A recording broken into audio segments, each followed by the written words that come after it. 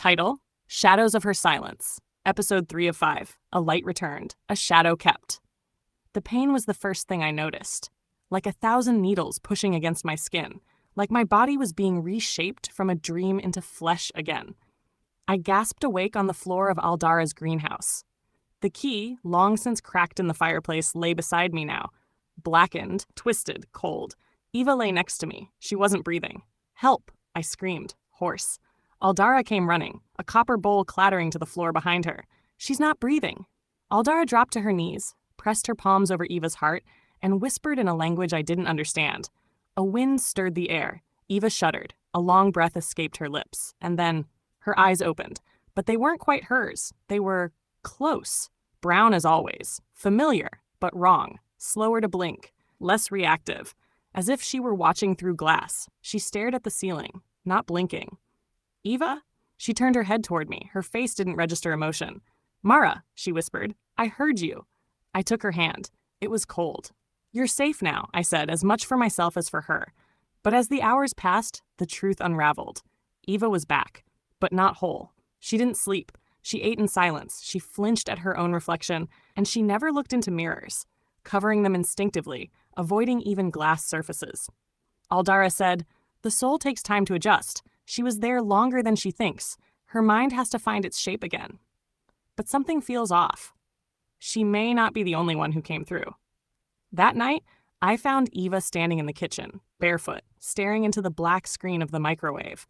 Her reflection didn't match her movement. "Eva," I whispered. She turned, and for a heartbeat, her eyes were silver. But when I blinked, they were brown again. I decided to bring her back to her apartment against Aldara's initial judgment. "Familiarity may help," I insisted. Aldara gave me a bundle of salt, twine, and iron nails. "Ward her room. Keep iron near the mirrors. If anything changes, come back." I did as told. We drove home. Eva said little. She stared out the window, clutching the journal Ronan had given me like it was her tether. Inside the apartment, things felt colder, as if something in the air had spoiled. I left her to sleep. That night, I woke to whispering. Eva stood at the foot of my bed. "Eva?" But she didn't answer. She turned and walked away. I followed her into the hallway. She was gone. I found her in the living room, staring into the mirror above the fireplace. Her reflection smiled. She didn't. "Eva, come away from there." She blinked. Her smile dropped. "Mara? You were sleepwalking." "I was dreaming," she whispered. "I was still there. The voice keeps calling. It's angry you came." I took her back to bed. The next morning, she had no memory of the night before. Days passed. Each day, Eva returned more to herself. Her voice took shape. She laughed once, even smiled without it seeming forced. But the whispers didn't stop. Neither did the messages. They appeared on my phone now, without notification. "You're marked too. It knows where you dream. Mirrors are hungry." Ronan texted, "There's something in her journal I missed." We met at a cafe near campus. He looked pale. She added a page, in pencil, scratched into the paper with something sharp. He handed me the book. At the very back, in cramped, frantic writing, "If I return and I start to forget, the me that's me, ask me about the cellar. If I don't remember it, run." I read it twice, then a third time. Eva didn't have a cellar, not in her apartment, not at her childhood home. But we did, once. On a vacation with my family years ago, we stayed in an old house upstate. Eva and I snuck into the cellar to hide during a thunderstorm. She told me later she'd always remembered that place as terrifying and safe all at once. It was where she felt closest to me. I went home, sat beside Eva on the couch. I turned to her. "Do you remember the cellar?" She blinked. "What cellar?" My breath caught. I backed away slowly. She tilted her head. "Mara, what's wrong?" She smiled. Too wide, too calm. "Don't you remember? We never went to a cellar." Her voice doubled again, just for a moment. 2 tones, 2 minds. That night, I packed our things. I didn't sleep. I waited until she did, and then I returned to Aldara. She listened, stone-faced. "She's still inside," I said. "Eva, the real one." Aldara nodded. Yes, the part of her that came back, she brought something else with her. A shadow, the echoing. And now it's learning how to be her. Can we stop it? Her expression darkened. Yes, but it won't be easy. It may not want to leave. I held up the journal. She wrote this for a reason. There's a way. Aldara rose. "There is, but you'll need to go back." Back? To the echoing. To the core, the hollow mirror. That's where it resides. Won't that make it stronger? It's already here, Mara. You're not making it stronger. You're giving Eva a chance to fight. And what if I lose? Aldara looked at me. Then she becomes it, and you stay there forever. I took a breath and nodded. The ritual required silence, silver, and blood. Aldara handed me a blade made of obsidian, cold, so cold it burned. She etched a circle of salt and iron around me in the greenhouse's dirt floor. The moon hung above, full and leering, peeking through the high glass ceiling like a watchful god. Eva slept in the back room, or what wore her face did. I had an hour, maybe less, before it noticed my absence. Are you ready? Aldara asked. No, I said honestly, but I'm going. She nodded and placed a cracked mirror in my lap. The frame was wood engraved with the same spiral symbol from Eva's key.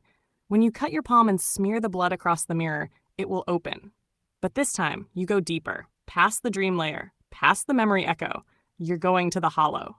I inhaled sharply. Once I'm there, find Eva's tether, her essence, her echo self. It will be bound, likely hidden. The hollow will try to stop you, show you versions of her, of yourself, of your worst truths. I nodded and made the cut. The blood spread like ink across the mirror's surface. It shimmered, rippled, then collapsed inward, pulling me with it. The hollow was not like the echoing. The hollow was absence, soundless, lightless, feelingless. I floated, or fell, or was suspended, memory bleeding away like ink in water. I saw my childhood room empty. I saw Eva, 13, crying in my mother's garden. I saw myself yelling at her senior year, a moment I regretted but never apologized for. And then I saw the mirror. Not a mirror. The mirror. 10 feet tall, its frame carved from bone, its surface oily and alive. It pulsed like a heart. Something stood in front of it. Eva, or a version of her. This Eva wore all white. Her hair floated as if underwater. Her eyes were closed, her mouth stitched shut with silver thread. But the thing inside the mirror grinned. Welcome, it said in my voice. I clenched the obsidian blade. I want her back. The grin widened. You had her. You let her fall. You left her in the woods. That's a lie. Is it? Remember the night she texted. You hesitated. You doubted her. You didn't believe she needed you. That's why I reached her first. I stepped forward. She called for me. I came, and I will take her home. The mirror trembled. You can't save her if you won't see her. The stitched mouth Eva turned, and her eyes opened. Her real eyes. Fearful. Human. She couldn't speak, but she reached for me. I ran to her, but the ground twisted into stairs. The stairs became ribs. The ribs became memories. Me forgetting her birthday once. Me leaving a party early. Me holding a secret she never knew I kept. I'm sorry, I whispered. I'm so sorry. I jumped, landed in front of her, slashed the threads across her lips. She gasped. Mara, I grabbed her hand. Yes, yes, it's me. I'm still in her, she whispered. The part you took home, it's not all me. It's the reflection, the echo made flesh. You brought it back by mistake. I know, we'll fix it. We'll anchor you. I'm afraid. The mirror growled. The voice again. You are too late. She is already remembering her life as hers. You will be forgotten. She will take root. I turned to Eva. The cellar, I said. She blinked, then smiled. A real soft, trembling smile. Yes, she said, where the storm hit us, where I told you I was afraid of the dark, where you said I never had to be alone again. The mirror cracked. No, the voice roared. I gripped her hand. A new mirror formed beside us. Clean, silver, true. The tether. Hold on, I said. We jumped together. Back in Aldara's greenhouse, the mirror on the floor shattered as we fell through. The lights blew out. The shadow Eva screamed in the other room. Aldara stepped in front of the door. Go, she shouted. Anchor her to the mirror, now! Eva and I ran to the wall, to the only uncovered mirror left in the room, the one above Aldara's mantel. I grabbed her face. Look, she did.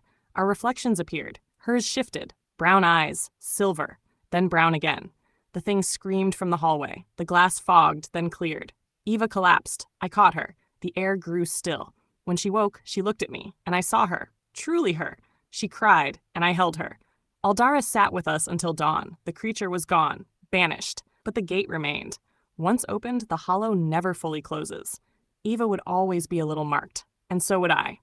I'm sorry, I said again. You came for me, Eva whispered. That's all that matters. I nodded, but in the corner of the mirror for just a breath of a second, I saw it watching. Still smiling, waiting. End of episode 3 of 5. A light returned, a shadow kept. Follow and subscribe. 5-episode thriller.